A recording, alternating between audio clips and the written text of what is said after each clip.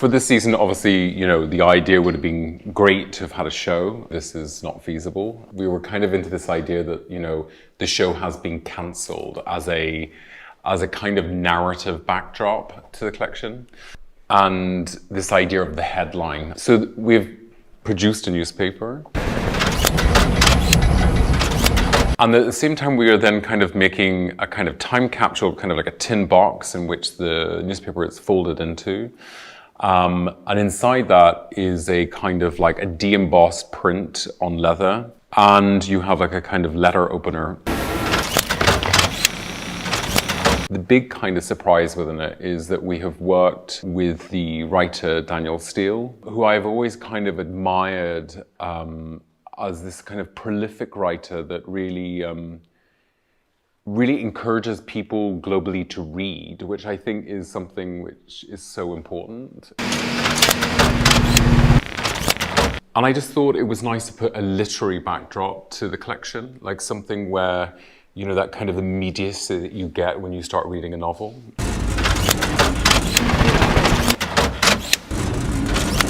In this collection, we kind of looked a lot at draping and how draping could be kind of knotted into an object. So you have a disc or it folds in.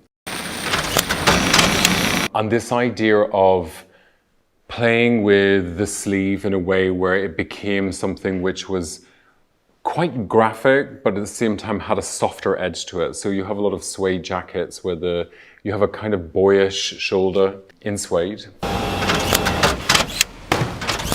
I think there's always nothing more seductive than a coat worn as a dress. So we have an amazing yellow kind of leather coat that is worn on its own. And I think there's something about that is quite empowering as a garment. I always think a coat is something where you can either cocoon, you can make it sensual, you can make it drape, but ultimately it is a singular garment. Over the past like 3 or 4 collections, tailoring has been a kind of big mission for me. This season we kind of looked at this idea of like making it as a cotton structure so that it was more elongated, looking at kind of like 20s horse riding jackets or even earlier than that.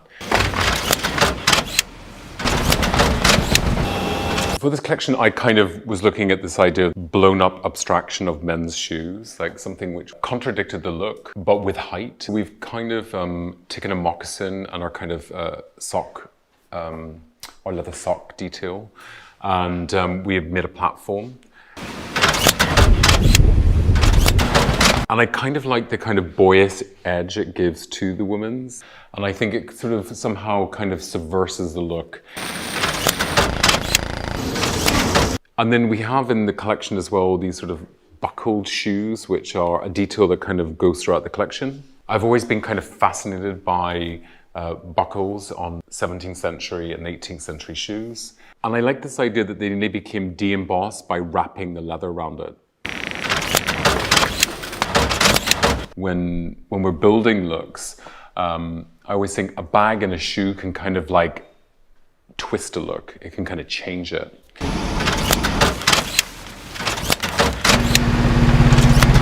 For this collection, we have brought back the Amazona, which is an historical bag to Loewe, which was made very famous in the 70s. Our technical set becoming even more advanced, I was like, how do we make this bag even better?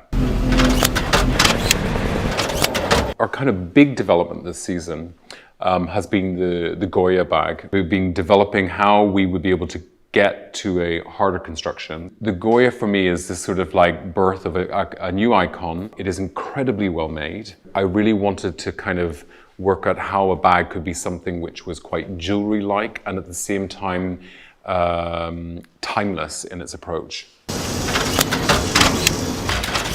As well in this collection, we have supersized the flamenco. It is one of my favorite bags. And I've always thought it had that kind of energy to it, this idea of subtleness. And I thought this idea of blowing it up. And it really kind of showcases leather in its sort of raw state, in its sort of like in its purest form.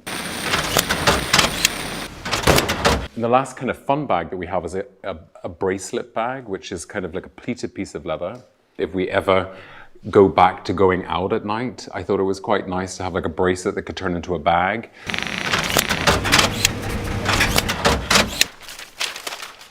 As well, in the collection, you have this sort of like embellishment saturated into the prints, so that when you look at them, they geometrically they register, but at the same time texturally, they kind of bring a depth of field.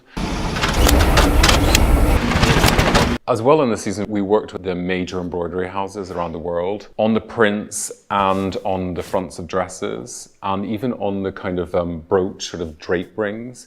They are heavily embroidered, but in a way that was more subtle and something where it was more personal to the wearer.